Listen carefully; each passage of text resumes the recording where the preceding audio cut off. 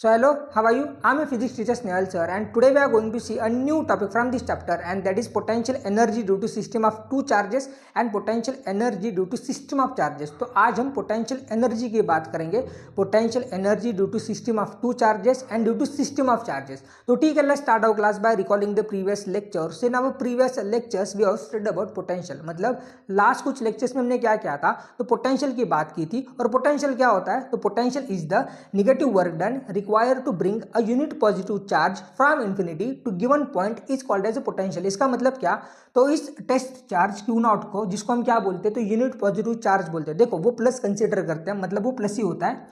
तो इस test charge को इन्फिनिटी से गिवन पॉइंट P पर लाने के लिए जो आप वर्क करते हो, जो आप काम करते हो, उसी को हम क्या बोलते हैं, पोटेंशियल बोलते हैं. अब देखो ऐसा क्यों, तो ये जो चार्ज है जो आपने ए पे प्लेस किया है वो भी प्लस ही है, और ये Q नॉट वो भी क्या है, प्लस ही है. तो ये चार्ज क्या करेगा, उसको रिपेल करेगा. क्यों? क्योंकि लाइक चार्जेस क्या करते हैं, एक दूसरे को रिपेल करते हैं. मतलब अगर दोनों चार्जेस प्लस है या फिर माइनस है तो वो दोनों क्या करते हैं, एक दूसरे को रिपेल करते हैं. तो ये Q नॉट अपने आप इन्फिनिटी से पॉइंट P पर नहीं आ सकता. तो आपको काम करना होगा Q नॉट को इन्फिनिटी से इस पॉइंट P पर लाने के लिए. उसी को हम क्या बोलते हैं, तो पोटेंशियल बोलते हैं. और उसी के डेफिनेशन मैंने यहाँ पे लिखी है, that is work done required to bring a unit positive charge from infinity to given point is called as a potential. देखो आप क्या कर रहे हो, काम कर रहे हो, किसके ऊपर काम कर रहे हो, तो Q नॉट के ऊपर काम कर रहे हो इन्फिनिटी से पॉइंट P पर लाने के लिए. और उसी को हम क्या बोल रहे हैं, तो पोटेंशियल बोल रहे हैं. देखो वही लिखा है यहाँ पर हमने, that is V is equal to W by Q naught. That is जो आप वर्क कर रहे हो, देखो वर्क कर रहे हो, और वर्क किसके ऊपर कर रहे हो, तो Q नॉट के ऊपर कर रहे हो, क्योंकि Q नॉट को ही आप क्या कर रहे हो, इन्फिनिटी से पॉइंट P पर ला रहे हो. और उसी को हम क्या बोलते हैं, तो पोटेंशियल बोलते हैं.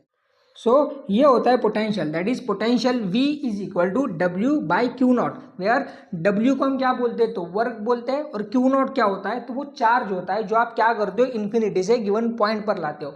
और हमने क्या किया था लास्ट कुछ लेक्चर्स में, तो potential due to single charge की बात की थी. मतलब एक चार्ज एक पर्टिकुलर पॉइंट पर जो पोटेंशियल प्रोड्यूस करता है वो हमने कैलकुलेट किया था. और वो कितना होता है, तो वो होता है V is equal to K Q divided by R. यहाँ पे ये K क्या होता है, तो कांस्टेंट ऑफ प्रोपोर्शनलिटी होता है, और वो होता है K इज इक्वल टू 1/4πε0. और यहाँ पे ये चार्ज कौन सा होता है, तो वो चार्ज जो खुद पोटेंशियल प्रोड्यूस कर रहा है वो होता है. मतलब यहाँ पर हमने बात किसकी की है, तो प्लस Q चार्ज की बात की है. मतलब हमने यहाँ पे जो पोटेंशियल कैलकुलेट किया था वो कौन से चार्ज का क्या था, तो वो चार्ज जो पोटेंशियल प्रोड्यूस कर रहा है उसका क्या था. तो यहाँ पे ये चार्ज Q ये कौन सा होता है, तो वो पोटेंशियल जो प्रोड्यूस कर रहा है वो वाला चार्ज होता है. और यहाँ पे डिस्टेंस कौन सा होता है, तो उस चार्ज का उस पर्टिकुलर पॉइंट तक का डिस्टेंस होता है. अब हमें क्या करना है, तो इन दोनों फॉर्मूले का यूज करके, that is V is equal to W by Q naught and V is equal to K Q by R, इन दोनों फॉर्मूले का यूज करके हमें क्या करना है, तो पोटेंशियल एनर्जी की बात करनी है. मतलब पहले हम क्या करने वाले, तो potential energy due to system of two charges की बात करेंगे. अब देखो हम क्या करते हैं, तो बस इन दोनों फॉर्मूले का यूज करने वाले. अब इसके लिए मैं क्या करता हूँ, तो यहाँ पे ये जो प्लस Q चार्ज लिया है और ये Q नॉट लिया है, इसको रिप्लेस कर देता हूँ Q1 और Q2 से. मतलब जहाँ पे आपका प्लस Q चार्ज है, मतलब ये वाला चार्ज, इसको मैं Q1 बोलता हूँ, और Q नॉट जो आप इन्फिनिटी से ला रहे हो उसको मैं Q2 बोलता हूँ. तो देखो, तो इसको मैंने क्या बोल दिया, Q1 बोल दिया, और इसको मैंने बोल दिया Q2. तो इसकी वजह से क्या होगा, देखो, तो इन दोनों फॉर्मूले में चेंजेस होंगे. कैसे, तो यहाँ पे ये Q नॉट क्या बन जाएगा, तो वो बन जाएगा Q2. यहाँ पे जो W होगा वो कौन सा होगा, तो यहाँ पे W2 होगा. क्यों? क्योंकि हम सेकंड चार्ज को पॉइंट P पर ला रहे हैं, इसलिए यहाँ पे जो वर्क होगा वो सेकंड वर्क होगा. That is work done required to bring Q2 from infinity to point P. और यहाँ पे पोटेंशियल कौन सा होगा, तो वो होगा V1, क्योंकि यहाँ पे पोटेंशियल कौन प्रोड्यूस कर रहा है, तो Q1 प्रोड्यूस कर रहा है. मतलब यहाँ पे ये जो V होगा वो V1 बन जाएगा, यहाँ पे Q क्या होगा, तो Q1 बन जाएगा. और R को R12 कंसिडर करते हैं, मतलब the distance between charge Q1 and point P is R12. देखो हमने सेम ही फॉर्मूलेज का यूज़ किया है, मतलब पोटेंशियल जिसकी बात हमने अभी की है और potential due to single charge, हमने इन दोनों फॉर्मूलेज को क्या किया है, मॉडिफाई किया है और ये दोनों इक्वेशन बनाए हैं। देखो फिर से यहाँ पे हुआ क्या, तो यहाँ पर पहले हमने क्या किया था, तो प्लस क्यू चार्ज कंसिडर किया था। अब हमने क्या किया है, तो Q1 कर दिया है, मतलब प्लस क्यू को रिप्लेस कर दिया Q1 से और Q0 को रिप्लेस कर दिया Q2 से। इसीलिए यहाँ पे V1 क्या होगा, मतलब पोटेंशियल प्रोड्यूस्ड बाय Q1 कितना होगा, तो वो होगा K Q1 divided by R12, क्योंकि जो पोटेंशियल डिपेंड करता है वो किस पे करता है, तो चार्ज पे और डिस्टेंस पे। और यहाँ पर जो डिस्टेंस है वो कितना है, तो R12 है, और जो पोटेंशियल प्रोड्यूस कर रहा है वो चार्ज कौन सा है, तो Q1 है, इसलिए ये इक्वेशन आया। और देखो यहाँ पर ये Q2 कौन सा चार्ज होता है, मतलब यहाँ पे जो डिनोमिनेटर में चार्ज होता है वो कौन सा होता है, तो जो आप बाहर से लाते हो। और यहाँ पर हमने बाहर से किसको लाया है, मतलब इन्फिनिटी से पॉइंट P पर किस चार्ज को लेके आया है, तो वो है Q2, इसलिए यहाँ पे Q2 आया। और W2 क्यों लिखा है, क्योंकि हम वर्क सेकंड चार्ज के ऊपर कर रहे हैं, मतलब W2 क्या है, तो work done required to bring Q2 from infinity to point P।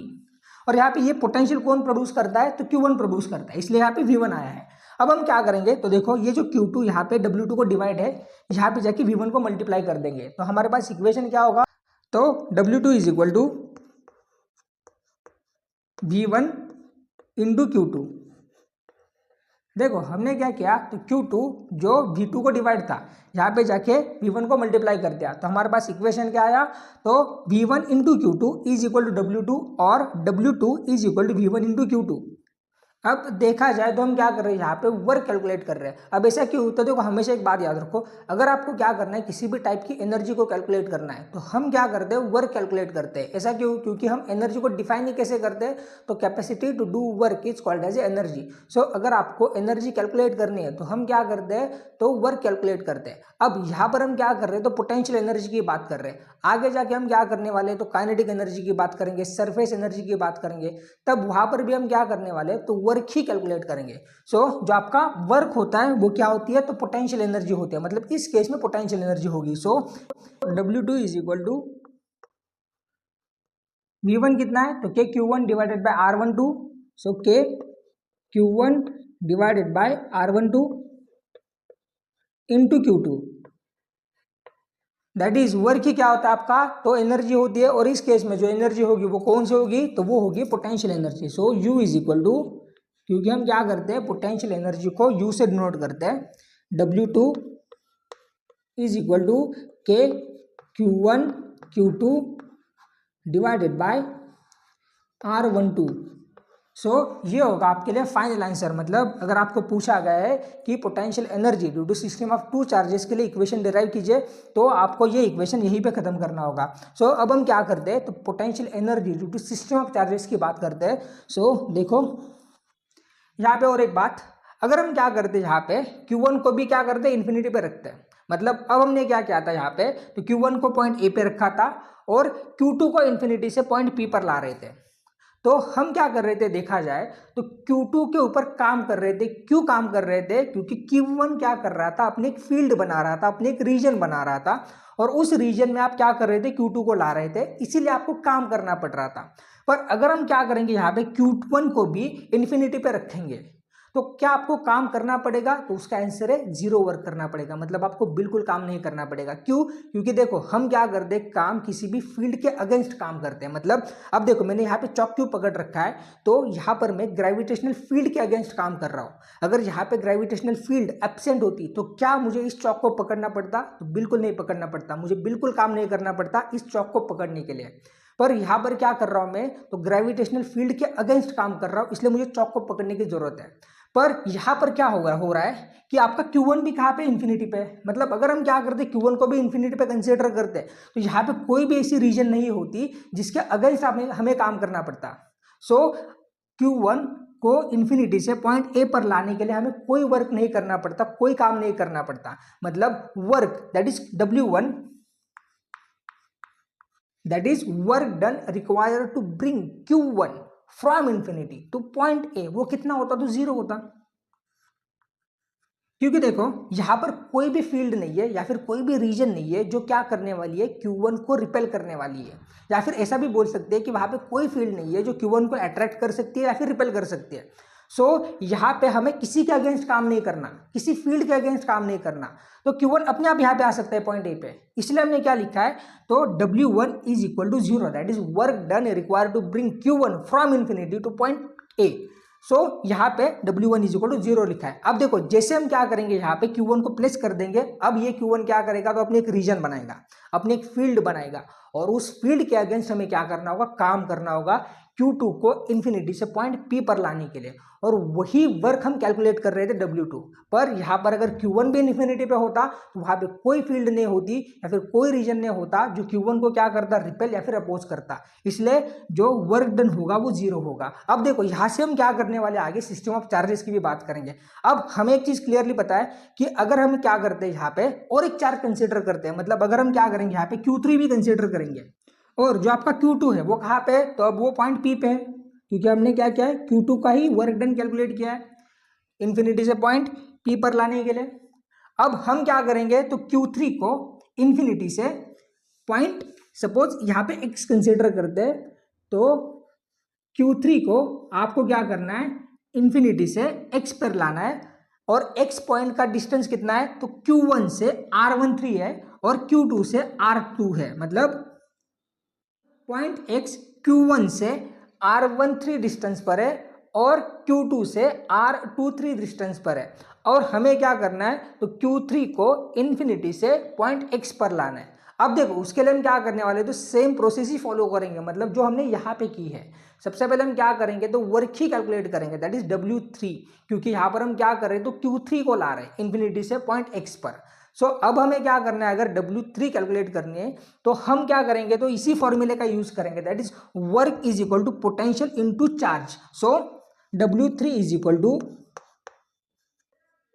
Potential. अब देखो यहाँ पे पोटेंशियल कौन सा होगा, तो अब देखो यहाँ पे दो चार्जेस है, मतलब Q1 भी है और Q2 भी है, और हमें क्या करना होगा, तो इन दोनों के फील्ड के अगेंस्ट काम करना होगा। मतलब यहाँ पे जो पोटेंशियल होगा वो कौन सा होगा, तो potential produced by Q1 and potential produced by Q2। सो यहाँ पर क्या होगा, तो V1 प्लस V2 होगा,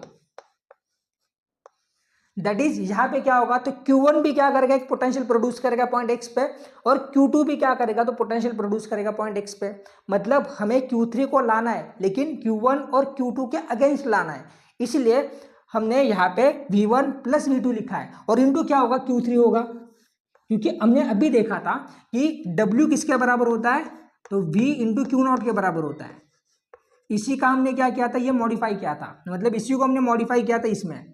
तो यहाँ पे Q0 क्या होता है, तो जो आप चार्ज बाहर से लाते हो, और यहाँ पर हमने बाहर से किसको लाया है, तो Q3 को लाया है, इसलिए हमने क्या किया, यहाँ पे Q3 को लिखा है।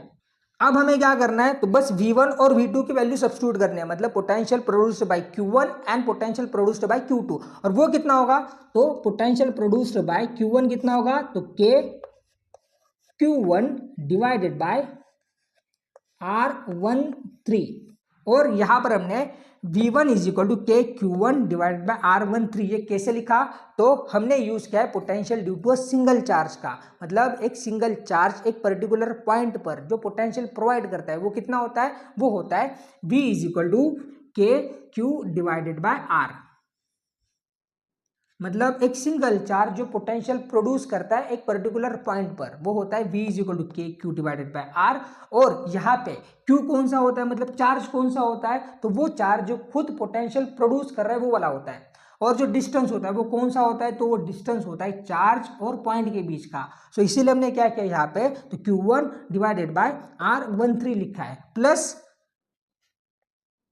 सिमिलरली हम क्या कर सकते हैं, तो V2 भी लिख सकते हैं, दैट इज के Q2 divided bye R23 bracket complete into Q3। देखो यहाँ पे जो चार्ज है वो कौन सा है, तो Q2 है, और डिस्टेंस कितना है, तो R23 है, देखो R23। अब हमें क्या करना है, तो बस Q3 को अंदर मल्टीप्लाई करना है। सो हमारे पास इक्वेशन क्या होगा, सो W3 इज इक्वल टू के Q1 Q3 divided by R13 plus के Q2 Q3 divided by R23। हमने क्या किया, तो बस Q3 को अंदर मल्टीप्लाई किया। अब देखो, अब हमें क्या करना है, तो बस टोटल वर्क कैलकुलेट करना है। इसके लिए हम क्या करेंगे, तो W1 W2 और W3 को ऐड कर देंगे, तो हमें क्या मिलेगा, टोटल वर्क मिलेगा। So W is equal to W1 plus W2 plus W3। और अब बस हमें W1 W2 और W3 की वैल्यूज सब्स्टिट्यूट करनी है। सो हमें क्या मिलेगा, सो W मिलेगा। देखो W1 कितना है, तो 0 है, प्लस W2 कितना है, तो देखो W2 इज इक्वल टू के Q1 Q2 divided by R12। सो के Q1 Q2 divided by R12 plus W3 कितना है, सो के Q1 Q3 divided by R13 plus के Q2 Q3 divided by R23। सो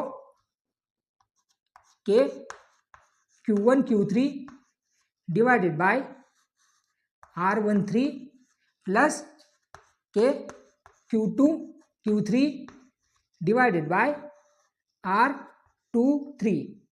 और अब क्या होगा, तो यहाँ से के कॉमन बाहर आएगा, क्योंकि देखो के सभी में है, कि यहाँ पे भी है, यहाँ पे भी है और यहाँ पे भी है, तो क्या होगा, के कॉमन बाहर आएगा। तो हमारे लिए इक्वेशन क्या होगा, सो W इज इक्वल टू